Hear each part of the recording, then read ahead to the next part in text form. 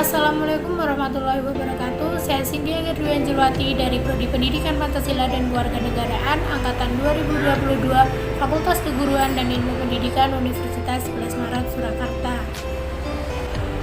Sebagai tugas ujian akhir semester mata kuliah Pendidikan Pancasila, di sini saya akan membuat video mengenai etika Pancasila yang berjudul Etika Bersosial Media. Teknologi informasi dan komunikasi yang berkembang secara masif saat ini telah memberikan dampak signifikan bagi kehidupan.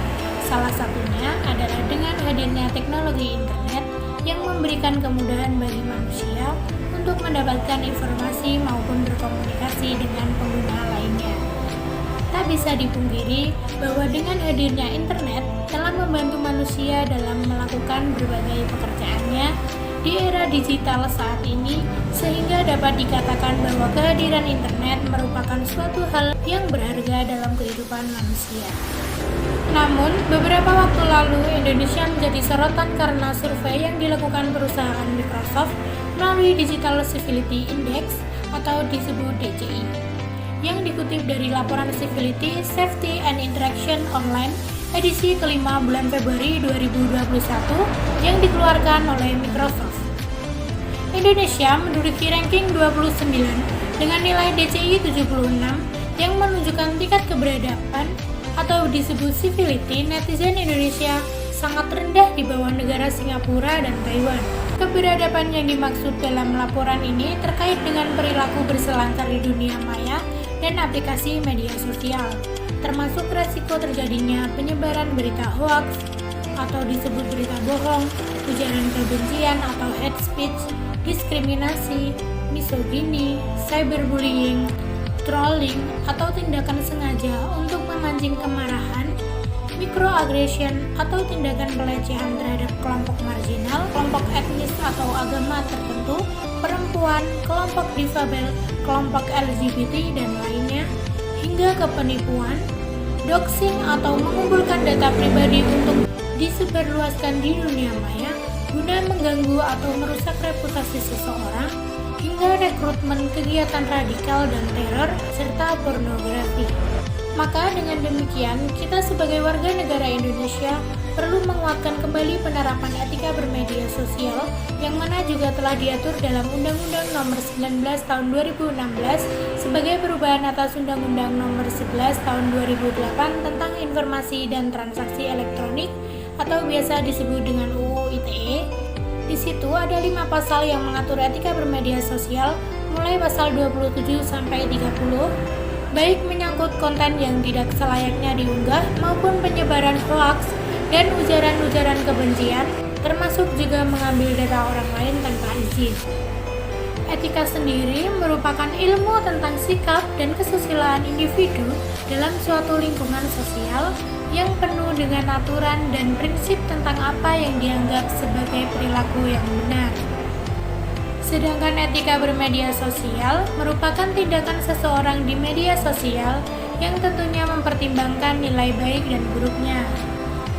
Seseorang yang beretika dalam menggunakan media sosial tentunya mencerminkan nilai-nilai yang baik di masyarakat, seperti contohnya saling menghormati dan menghargai. Untuk etika bermedia sosial, yang pertama yaitu gunakan bahasa yang baik. Dalam beraktivitas di media sosial, hendaknya selalu menggunakan bahasa yang baik dan benar, sehingga tidak menimbulkan resiko kesalahpahaman yang tinggi. Alangkah baiknya apabila sedang melakukan komunikasi pada jaringan internet menggunakan bahasa yang sopan dan layak serta menghindari penggunaan kata atau frasa multitafsir. Karena setiap orang memiliki preferensi bahasa yang berbeda dan dapat memaknai konten secara berbeda. Setidaknya, dengan menggunakan bahasa yang jelas dan lugas, kita telah berupaya mengunggah konten yang jelas pula. Yang kedua, hindari penyebaran sara, pornografi, dan aksi kekerasan. Sebisa mungkin, hindari menyebarkan informasi yang mengandung unsur sara, suku, agama, dan ras, serta pornografi pada jejaring sosial. Biasakan kita sebagai warga negara untuk menyebarkan hal-hal yang baik, berguna, dan tidak menimbulkan konflik antar sesama agar tercipta kehidupan berjejaring sosial yang baik. Yang ketiga, cross-check kebenaran berita. Kita diharapkan waspada ketika menerima suatu informasi dari media sosial dengan menyebarkan berita yang hasil rekayasa. Maka hal tersebut menuntut kita sebagai warga negara Indonesia agar lebih cerdas lagi saat menangkap sebuah informasi. Apabila kita ingin menyebarkan informasi tersebut, maka alangkah bijaknya jika kita melakukan cross-check terlebih dahulu atas kebenaran informasi tersebut. Berdasarkan angka-angka yang ada, maka pada hari ini pemerintah memutuskan untuk mencabut PPKM yang tertuang dalam Instruksi Mendagri nomor 50 dan 51 tahun 2022. Jadi tidak ada lagi pembatasan kerumunan dan pergerakan masyarakat. Namun demikian, saya minta pada seluruh masyarakat dan komponen bangsa untuk tetap hati-hati dan waspada. Yang keempat, menghargai hasil karya orang lain.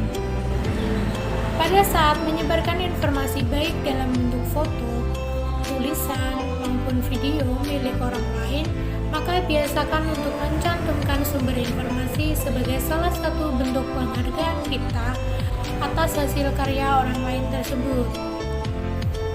Dan yang kelima, jangan terlalu mengumbar informasi pribadi. Ada baiknya kita harus bersikap bijak dalam menyebarkan informasi mengenai kehidupan pribadi atau privasi diri sendiri saat sedang menggunakan media sosial. Janganlah terlalu mengumbar informasi pribadi kita, terlebih lagi informasi mengenai nomor telepon atau alamat rumah kita sendiri. Karena hal tersebut bisa saja membuat kontak lain dalam daftar kita juga akan menjadi informasi bagi mereka yang ingin melakukan tindak kejahatan kepada diri kita. Jadi, kita sebagai warga negara Indonesia haruslah lebih sadar dengan aturan dalam menggunakan media sosial.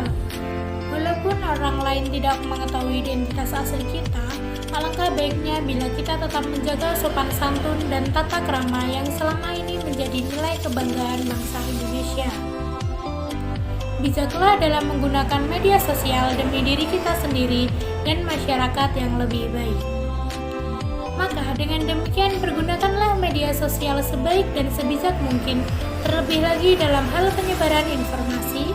Biasakan untuk selalu berpikir terlebih dahulu sebelum bertindak.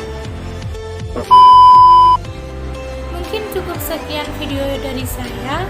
Kurang lebihnya saya mohon maaf. Wassalamualaikum warahmatullahi wabarakatuh.